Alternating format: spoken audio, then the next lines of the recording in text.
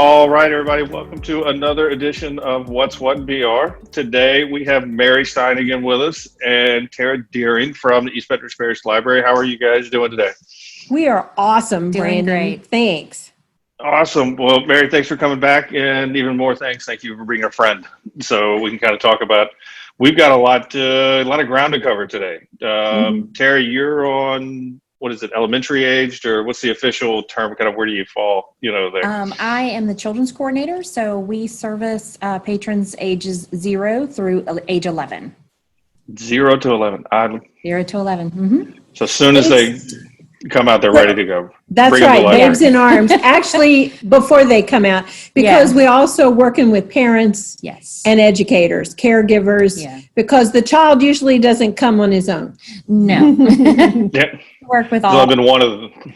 So, well, tell me, let's dive in.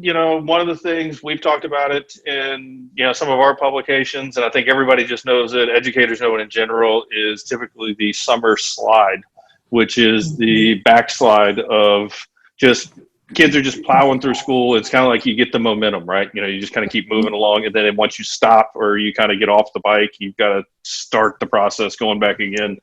Mm-hmm. We've seen that, with just a small 2.5 month gap, of time. But now I think the term, and you guys, I think I'll give you credit for coining the term first I've seen it, is the COVID slide. So Right. tell me a little of the concern there and, what you guys can do to help. And so, Well, we've kind of heard of a couple different situations. Some of the schools were able to go virtual right off the bat, and some were not able to do that until a few weeks later. And I actually just recently found out there was one school that only just a week and a half ago was able to start going virtual. So a lot of the schools have had different variations of being able to access information for their students. And some of them required the students to come pick up packets weekly from the schools themselves because there was no virtual representation. The problem that we've seen with this COVID slide is that a lot of the kids are not getting that daily reading aspect, that continuous consistency that they get in the school year and during their regular routine. And so they go, they do their work, and then they don't actually have any sustained reading. They're not hearing people read to them. They're not reading to themselves. And so there's a lot of that missing. Those skills are not being used daily. And so it's going to affect them in the long term. Right, because some of it depends on repetition. As Tara said, it's so vital that there's consistency. There is routine in everything. And I know at my own household with my grandson doing his Zooms, he's not doing 8 hours of Zooms. He's doing a 30-minute Zoom on what would have been a 1 hour class. He's doing a 15-minute catch-up, what normally probably would have taken 45 minutes. And some parents are able to sit and have the luxury of devoting a lot of attention to one child, but what if you've got 3 or 4, and what if the parent still has other responsibilities? So there's a little bit drift here and there. Yes. And sadly, with some households, there's a lot of drift. So the COVID slide is real. And going into summer where, again, normally we push the summer reading program. We push summer reading that's required for school. We push delightful reads because we'd rather trick them into reading and then force them into reading. Right. I always want to trick If them. they enjoy it, they'll keep doing it. That's right. I remember as a child there were the summer reading, read 100 books before the end of the summer, or just different things like that. So with that, I think it's important for people to realize when we're talking the summer slide, like I'm saying, that's 2 maybe months, maybe 2.5, depending on where you fall. But if you start taking this window of where we are, what it looks like, and I don't want to be the guy to spread bad news or insinuate bad news, but on a best case scenario, we're all back to school as normal. You're still looking at 5 months, almost half a year. That's a lifetime in your growth as a reader, and your logical thinking, your vocabulary, and everything else is based on that. So that's why we're trying to push out things that are fun, that we can trick the kids into doing that are somewhat interactive, Yes. that are on topics that they care about, as well as support whatever curriculum the schools have been able to muster through. Yeah. So there have been a lot of phone calls, a lot of emails, a Lots lot of them. conversations with teachers and school administrators, school librarians, parents. And that's kind of some of the stuff that we'd like to share with you today, Yeah. because in a normal school year, we're sitting on tons of wonderful digital resources as well as print resources. But we're still sitting on those resources, but I can open the door for you right now to the digital resources. Yeah. And you don't miss anything. Mm-hmm. Yeah, last time we talked, we spent a lot of time, Sure. we talked about, the digital library and a lot of the resources for businesses and things like that. But what, all these schools, we've talked to a number of them where, 36 hours pivot, kids are coming to school, one day on a Friday, and then on a Monday, it's like, no, you're not coming. So we've got to keep doing this. Some schools have had resources, available to them. Others haven't. And I would say, I'm looking through a list, kind of, reading kind of through some show notes of, what we're going to talk about today. But you guys have a huge number of these resources, whether your school's using some of them, whether they're not using some. If you're just trying to say, and I don't want this to come across the wrong way, but these are digital resources. These are things the kids can do online on an iPad, to where if you are a parent and having to maybe do some work and you can't spend all those times, these are fun. So it's kind of, we're going to, back to what you're saying, we're going to kind of hide this learning experience inside of, something digital that the kids like. Bright and engaging, but totally founded on sound educational principles. The content is there. So Scholastic, World Book, you can't go better than those two for the kids' lines. Absolutely. But we have so many wonderful products, and especially with reluctant readers. Oh, we've got tons for them. Oh, if you want sharks, we've got sharks. If you want to blow things up, we can do it. If you want fiction or nonfiction, we have it. Yeah. And we also have it with Audible, because especially our younger readers, or our emerging readers, they like the comfort. A lot of the resources that Tara has are kind of like see and say, and they will be talking along with you as you're reading. Gotcha. So, and these are for, let's, go back, we're talking digital and, library. We're not expecting the super young ones to, maybe find the website, find the app and put it together. But this is something a parent can set up, easily and kind of do the handoff. They don't have to sit there and, move the mouse for them every time. This is easy stuff, for elementary kids, That's right. It's a much easier interface for them. It's made specifically for their age groups. And we have some for ages 2 to 6. We have some that are specifically for pre-K through second. And then we have others that are geared towards 3rd through 6th. So we have definitely a range available for them to fit their learning level. And Tara, I'm assuming just, we spoke, last week, this is your wheelhouse, right? So if we've got, parents who go, you know what, I want to help the kids, I want to help mine. I want to give them something to do. They want another game. I'd rather them learn something from the game. But I don't know. I'm at the library's website. I'm seeing 1,000 options. I've already got my digital library card. I don't even know where to start. What should they do? Is that something you can direct them? Yes. Actually, the very first thing that they can do is they can click on, there's a big purple box that says web page walkthrough. And it's a great walkthrough, our entire website for the kids. It goes through each of our different links and different pages to helpful resources for them. Some of it is fun stuff. Some of it is specifically for homework. And then there's virtual tours through the museums and more. There's all kinds of things. And it also takes you a walkthrough through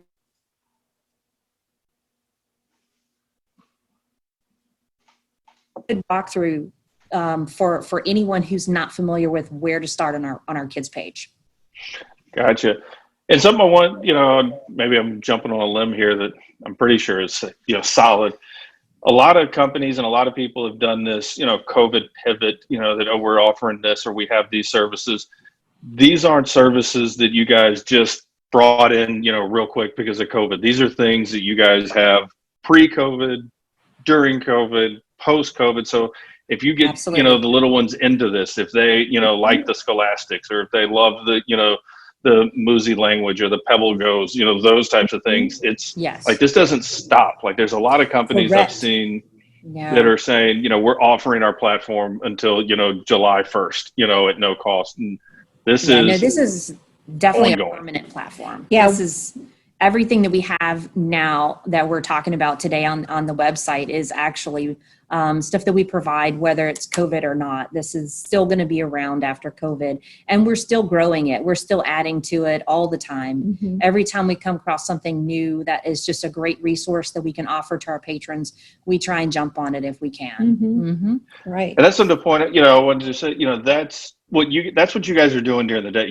helping, people on the phone, helping them, and, when they can come in, but it's also looking for these resources. These companies don't just go call you up and say, hey, will you, give my product, to people. This is work, Right. finding them, putting agreements together, Right. how we can then use it, how we get it on the website, how do we incorporate it through the walkthrough, all that stuff, right? Right. There's a lot of rate and review before we add a database, especially for children, because you don't want to start something that you can't continue with Right. children, especially. Yeah. So before we added Pebble Go, or before we added AbdoZoom or Miss Humblebee, the children's room staff got trials. They tested it. It's kind of like they tried to break it. And they said, if I was a kid, I'd do this. And what happens when they do it? So they tried to use it correctly, and then they tried to use the product Incorrectly. the way a patron might, and they looked at the results, and then they kind of have their chart where it's kind of like, yeah, it's good for this, it's good for this. I won't use it for XYZ, but I'll reference it for ABC, and then they decide, is it something that we want to add to our suite? Because we have about 160. That's a lot. And if we have, but we want the right 160. Right. You don't add stuff just to add it. You make sure that it has the depth and breadth that we want. And especially for our audiences, that it's easy to use, reliable, that we're confident in the information, that the content is good, and that it's easy to use. Yes.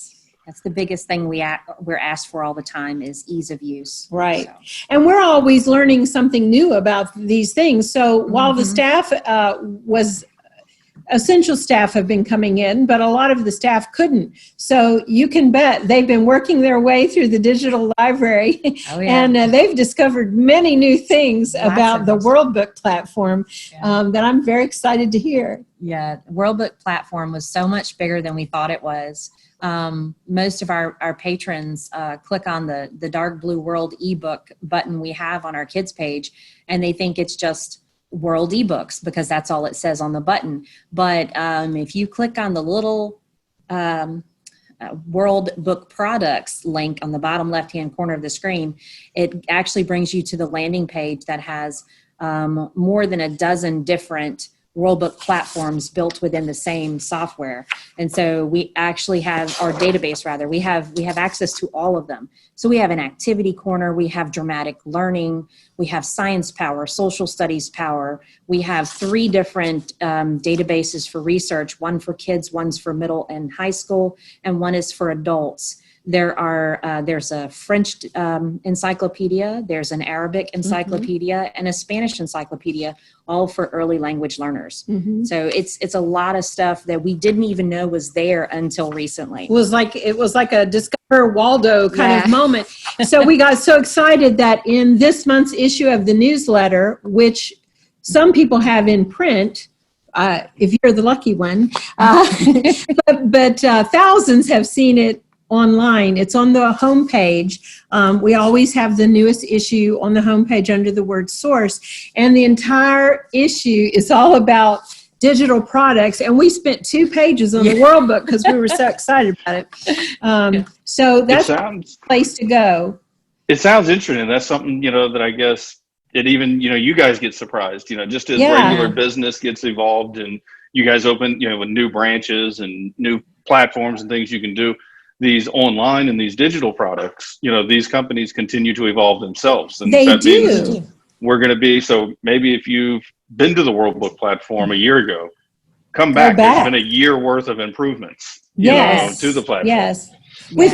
With many platforms, it's like that. They're constantly competing with each other, and they're upping their game. There is a competition there. So Yeah. if one adds a module or adds a feature, then that its peers won't be far behind to do something where they say, "Oh, look at us." This World Book thing had this really cool timeline. I'm a freak for timelines, and it's got this great timeline thing, and then it had something for kind of like Earth Day, which we were so excited to find it. It was kind of like, if only we were still doing Earth Day, because we had something big planned, but we'll be ready for next year. That's now. right. But again, more and more of the databases are adding interactives. So the World Book had activities. And if you had kids, whether you're homeschooling or soon you'll be summer schooling, activities where they've already done all the thinking for you, and it's reliable, and you won't blow up the house.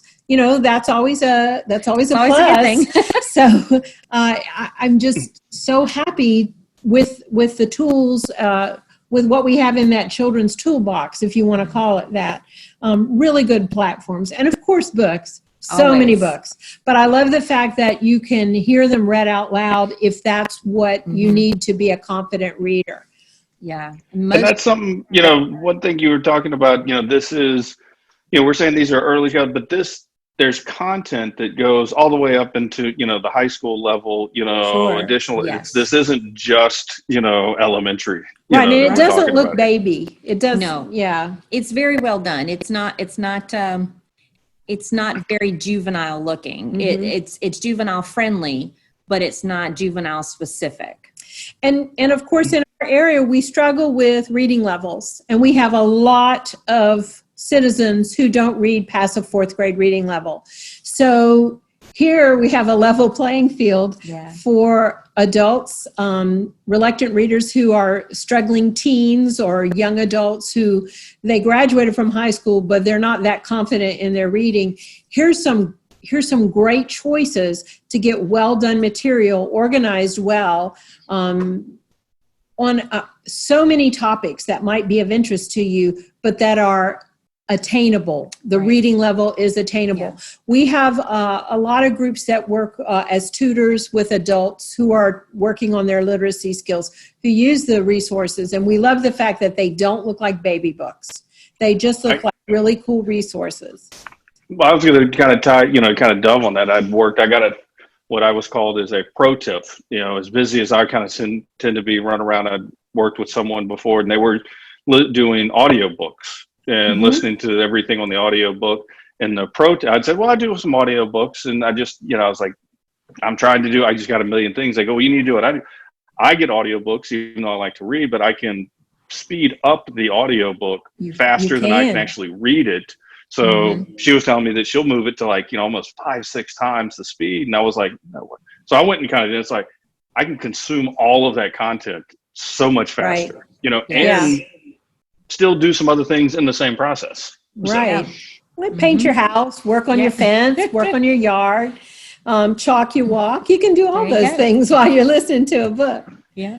Exactly. So tell me, what is, on top of all this digital content, there's also, you guys have got some virtual programs, that are kind of rolling their way through, with, just different, whether it be activities online. We're working on rolling out a whole summer's worth of programs. Yeah. We don't have our schedule solidified yet, but we are working on being able to host some live performances, and some recorded performances, as well as putting out some virtual craft programs. We're looking into being able to record the crafts as they're being done. We have a few of those that we've done already, but we would like to make some more and make those available to people who do have the digital access. And then we'll also partner that with a paper version for those that don't have the digital access as well. But we have lots of digital programming in the works. Weekly story times, we're going to continue those for as long as we're able to during the summer. and we would like to go through the whole summer.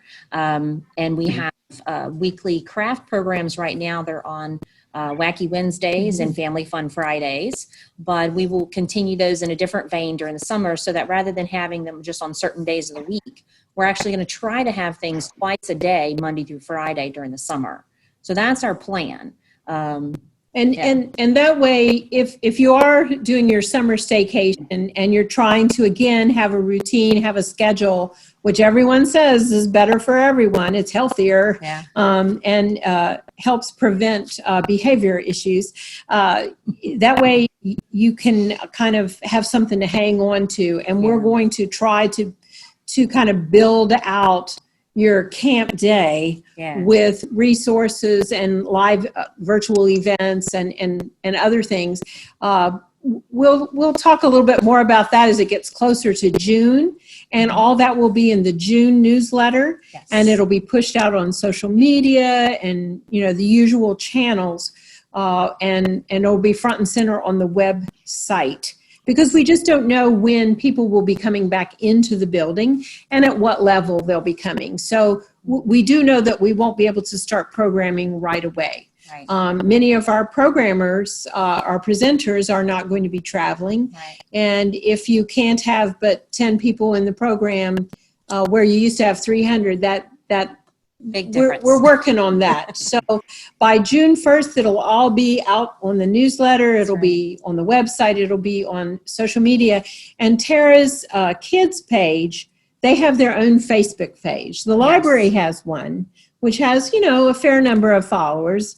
But if you're interested just in the kids programs, we would invite people to like the kids page. Yes, the EBRPL Kids on Facebook. And we have lots of our virtual programming being posted on that Facebook page. We have lots of information for parents about resources they can use at home during this time of the quarantine.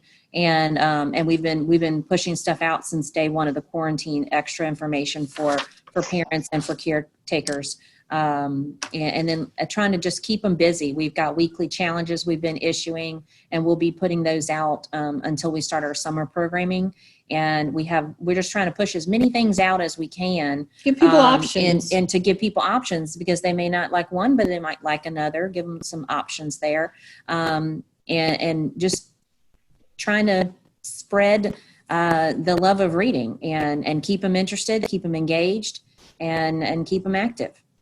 So you were talking about the programming and getting people in. I thought it was funny. I was talking to somebody the other day, and I was like, you ought to get a speaker, for, your thing that they were doing. And they kind of looked at me and go, it's a little short notice. And I was like, but yeah, if you're a speaker, you don't have many venues to get to right now that you can do your big public speaking. So putting some of that programming online to where maybe somebody didn't have the time to get out, and the thing that I found that that I've really enjoyed with all of this is when it goes online, it's just like when it's live, you've got it for the most part, but then when it's online, you've got it on demand, where you can record a lot of these things. People can come back and see them. If they find one thing that they like, they can move to the next and just progressively work through and and that's what I've noticed with going to the library site. It's this, red pill, blue pill, rabbit hole all the way down. And then you kind of come back there and you're like, I've just been all over the place. I'm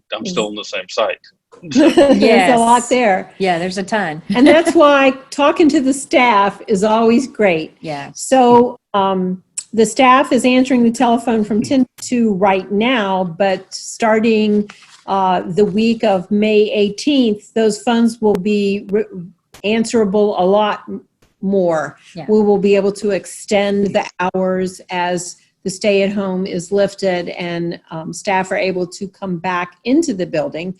There's only so many calls I can forward to Tara's house. So the phones will be a lot more loosened, and it'll be a great time to call and talk to a professional. Librarians are standing by and find out what's the best topic, what's the best tool, what's the best combination for your particular situation. Brandon, I also like the fact that many of the things that are in the children's room are useful for the whole family. Yes. So whether it's culturegrams or A to Z World Food, people are really discovering food. There's a lot of kids who are cooking at home. And of course, the possibilities are endless there with math and language and logical sequencing. So there's all kind of STEM and STEAM there. Plus it's the fun of cooking and making a mess. And then maybe it's delicious and maybe it's terrible, which is equally fun for the family. But we have something called culturegrams, and we have something called A to Z World Food, where you could work your way around the globe with the customs and the food pathways, the food ways of each culture. And kids really dig that. So that's a fun thing to try. And then if you use Muzzy for languages, you could be learning that language that goes with that country and have a French night or a Spanish night, or really go far back and have Latin night. Yeah. Everybody wear a toga.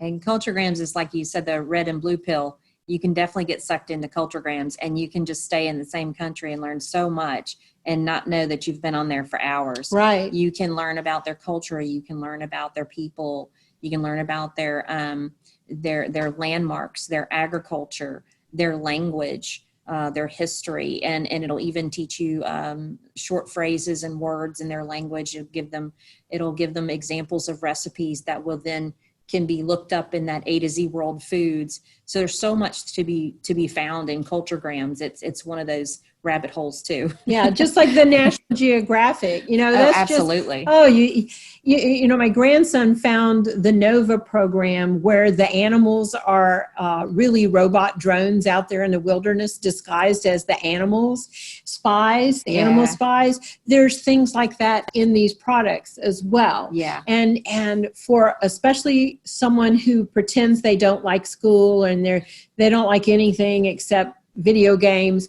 here's a good way to draw them in. Exploring things through National Geographic and through the science, the interactive science, where you can dissect something online. I mean, who wouldn't love that? A lot of boys would like that. but there's no formaldehyde and there's no bad smell. No. So we love and no mess. To dissect. yeah.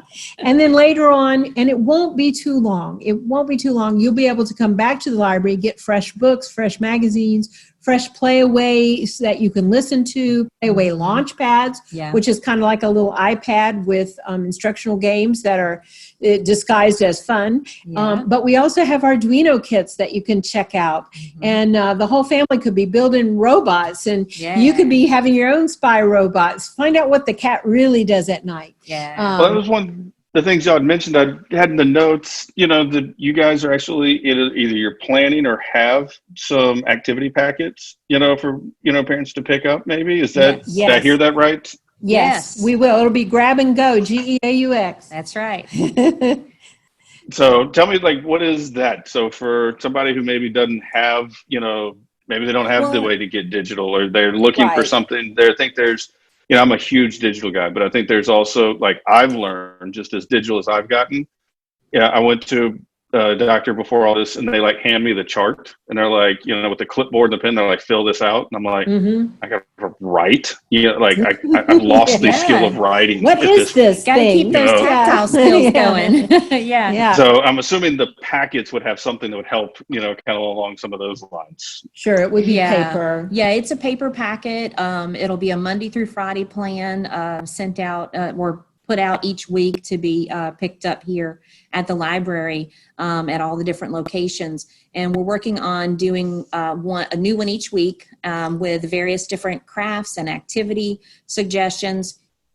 And the agenda or the schedule will be sort of a set schedule, but it'll have some empty spots so they can pick and choose from the activities provided to fill in their own schedule based on the child's age and their reading level and also their skill set for crafts and such. So there'll be a little bit for the younger, a little bit for the older, and they can mix and match and maybe make it something for the whole family with the packet.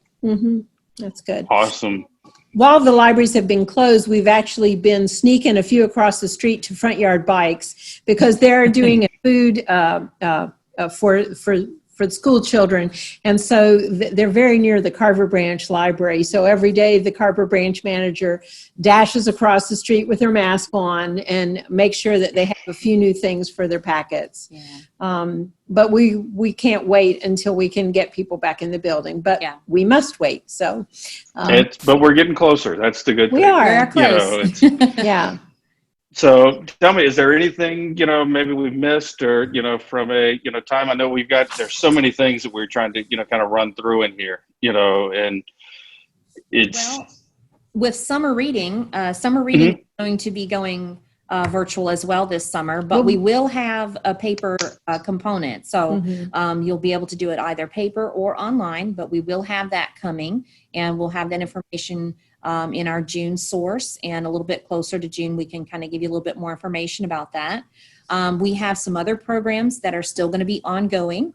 Reading is Elementary. That program is encouraging kids to read throughout the school year, whether it be the stuff that they're reading for school already, they'll get credit for that, but also their personal reading through the summer, through their sustained reading in addition to their school readings and anything they might read on other times.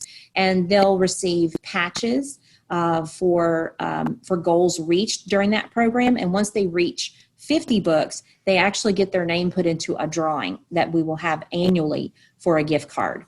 And their name stays in the pot all the way through 5th grade. So as many times as what they can get those entries in, they'll have just that many more chances to win a gift card every year. And there's something about noting that you've read something. The same way with the little ones, we do 1,000 books before kindergarten. I know at my own household with my grandson, the simple act of forcing yourself to write down the fact that you read a book, whatever book it was, as illegible as my handwriting is, I've been writing them down, and before you know it, he's saying, "Oh, did you write it on the list? Did you write it on the list?" Because the list is getting longer and longer and longer. Right. And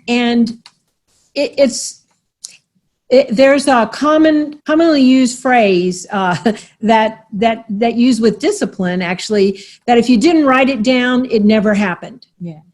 But the same is true for this positive thing. Yeah.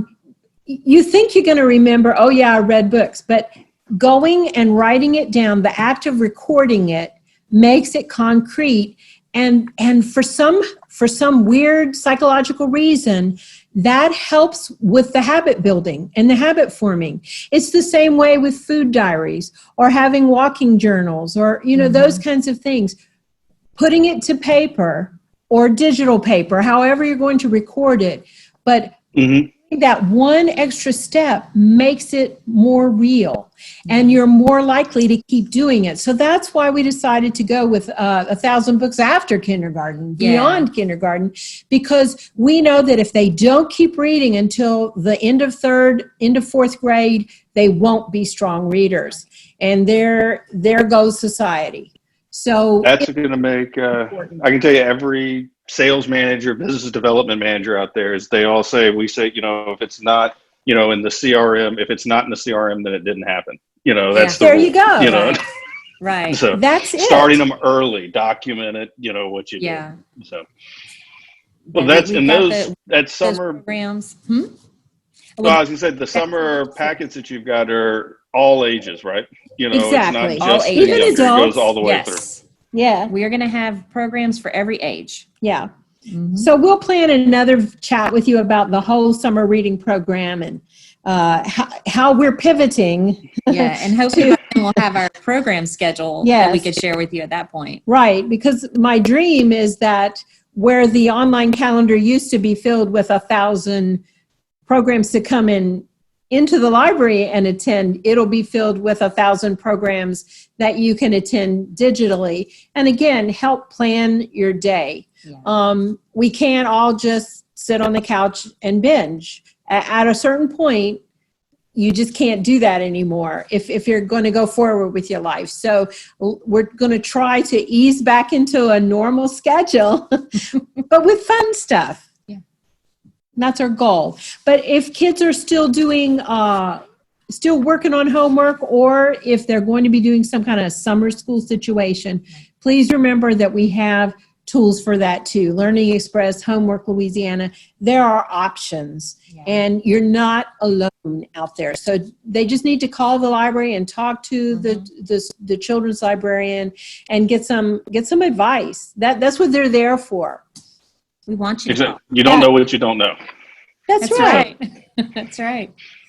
Well, Mary, as usual, thank you. Thank you, Tara, Brandon. awesome to meet you and get you a chance to, kind of see what you do. Thank you for what you're doing for the kids in the community right here.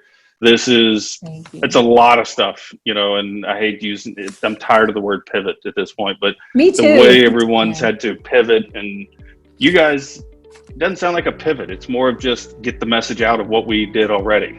I think you're right. Yeah. I think you're right. And thank you for helping us get the message out. Yes, thank you very much. Anytime, we absolutely will. So thank you guys. Take care. Thank you. You too. All right.